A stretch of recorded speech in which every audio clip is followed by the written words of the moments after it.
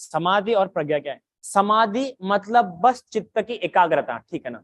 समाधि मतलब बस चित्त की एकाग्रता, सिर्फ चित्त की, बस कॉन्सेंट्रेटेड माइंड, फोकस्ड माइंड, है ना।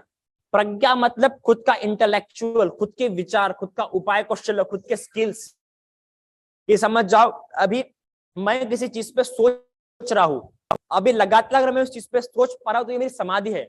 और अभी मैं उससे उपाय निकाल रहा हूं कि मैं इससे निकलूं कैसे, ये मेरी प्रज्ञा।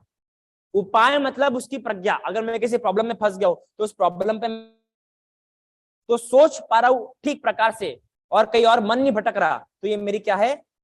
समाधि है। पर मैं उसमें से उपाय भी निकाल पा रहा हूं तो ये मेरी प्रज्ञा है। कई लोग मुसीबत में फंस जाते हैं पर उपाय नहीं निकाल पाते, सोचते रहते कि कैसे निकलूं कैसे निकलूं, फिर ये विचार आएगा, वो विचार आएगा, फिर ये विचार और आ रहा है, वो तो ये उसकी समाधि नहीं है। पर सिर्फ उसी चीज पे सोच पा रहे हैं तो ये उनकी समाधि हो गई, और उपाय भी निकाल पा रहे तो ये उनकी प्रज्ञा है। उपाय निकालना मतलब प्रज्ञा। और कोई?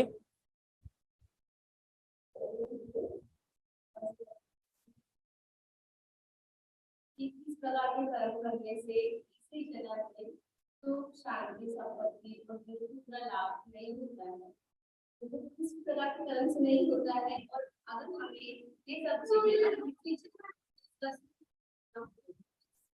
कौन सी कर्म? देखिए, अगर पुत्र लाभ नहीं हो रहा है तो जैसे कि बोधि राजकुमार को भी पुत्र लाभ नहीं हुए थे। बोधि राजकुमार ने तो बुद्ध को आमंत्रित किया था और ऐसा रास्ते में बिछा दिया था। क्या बिछाया था? कालीन। और उसे संकल्प किया था कि अगर बुद्ध इसके ऊपर से चलेंगे तो मुझे पुत्र होगा, और बुद्ध नहीं चले, कालीन के पास आके ही रुक गए। क्यों? क्योंकि उसको कर्म विपाक के कारण मिला है। उसने क्या किया था, एक जगह पे एक आइलैंड में फंस गया था, तो वहां पे पक्षियों के अंडे खाए, और जब अंडे खाए थोड़ा सा भी पछतावा प्रकट नहीं किया कि नहीं, मैं अपनी सिर्फ आजीविका प्रकट करने के लिए खा रहा हूं, ऐसा बिना पछतावा प्रकट किए खाया, इसलिए उस पाप कर्म के प्रताप से इसको बच्चे नहीं हुए।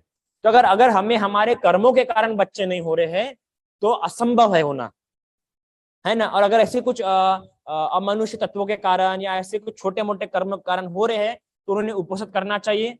उपोषित करने के बाद दूसरे दिन पुण्यानुमोदन करना चाहिए, और वो पुण्य का ऐसा पानी छोड़ते हुए संकल्प करना चाहिए कि इस पुण्य से मुझे बच्चे का लाभ हो, है ना। और जो जो पुण्य कर्म करे, पुण्य कर्म करने के बाद बोले कि इस पुण्य से मुझे क्या हो?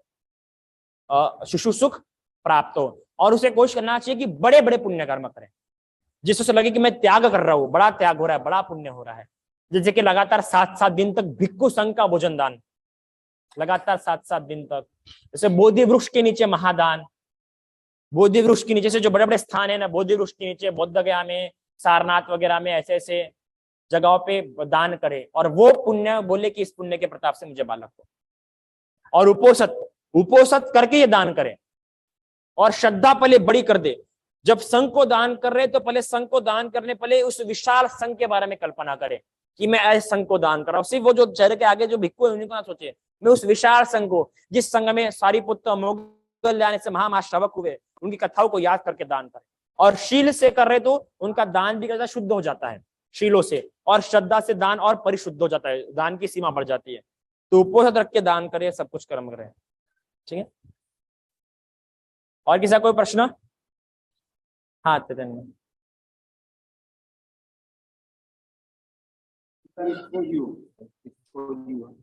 एक है ओहो, थैंक यू सो मच।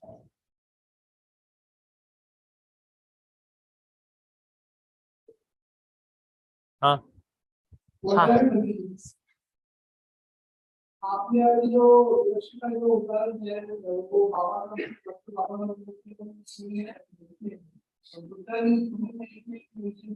है बिल्कुल है, वहां पे यश का है।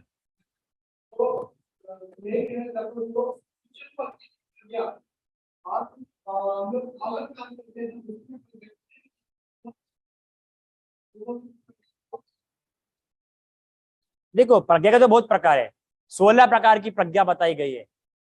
16 प्रकार की क्या है? प्रज्ञा है। और इसके अलावा पटी संविदा मग के साथ जो ग्रंथ होते हैं उनकी प्रज्ञा तो भाई धर्म में बहुत अलग ही होती है ना।